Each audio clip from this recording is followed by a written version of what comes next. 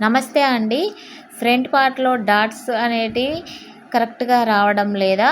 అంటే షేప్ అనేది కరెక్ట్‌గా రావడం లేదా?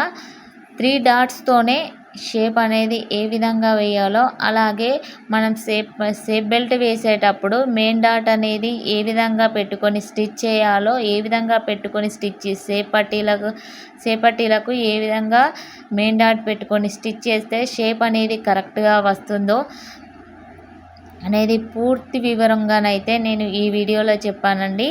ఈ వీడియో కింద లాంగ్ వీడియో లింక్ ఇస్తానండి. ప్లీజ్ ఒకసారి లింక్ ఓపెన్ చేసి చూడండి. మీకున్న డౌట్స్ అన్నీ క్లియర్ అవుతాయి. అలాగే హుక్స్ కాజా పట్టీ ఎక్కువ తక్కువ రాకుండా ఉండాలంటే డాట్స్ అనేది సేప్ పట్టీ అనేది ఏ విధంగా స్టిచ్ చేస్తే హుక్స్ కాజా పట్టీలు ఎక్కువ తక్కువ రాకుండా ఉంటాయి అనేది ఫుల్ క్లారిటీగా చెప్పానండి లాంగ్ వీడియోలో. ఈ వీడియో కింద లింక్ ఇస్తానండి. లింక్ ఒకసారి ఓపెన్ చేసి చూడండి ఫ్రెండ్స్. మీకున్న డౌట్స్ అన్నీ క్లియర్ అవుతాయి. వీడియో కనుక నచ్చినట్లయితే ప్లీజ్ లైక్ చేయండి.